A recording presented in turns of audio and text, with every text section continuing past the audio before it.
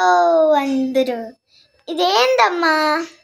ఇడ్లీ పిండి కొంచెం ఉంది కదా నాన్న, దాంట్లోకి బియ్యం పిండి, జీలకర్ర, ఆనియన్స్, పచ్చిమిర్చి, కరివేపాకు, కొత్తిమీర అన్నీ మిక్స్ చేసుకొని బోండాల్లాగా వేసుకొని ఈ రెడ్ చట్నీతో తినటమే.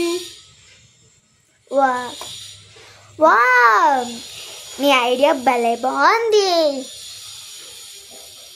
Thank you. ఇప్పుడు చూద్దామా మా అమ్మ ఎట్లా చేస్తుందో. దీంట్లోకి సాల్ట్ కూడా వేసుకోవాలి.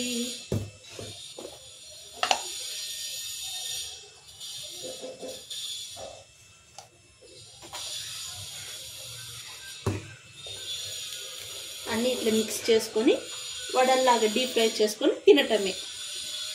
అంతేనా? సింపుల్లా? Wow,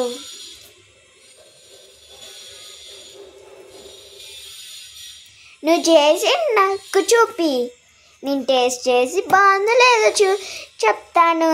bye. Thank you.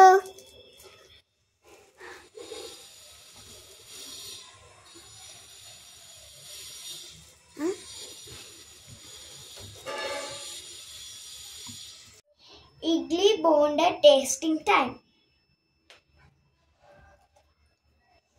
Wow, super, భలే బాగుంది.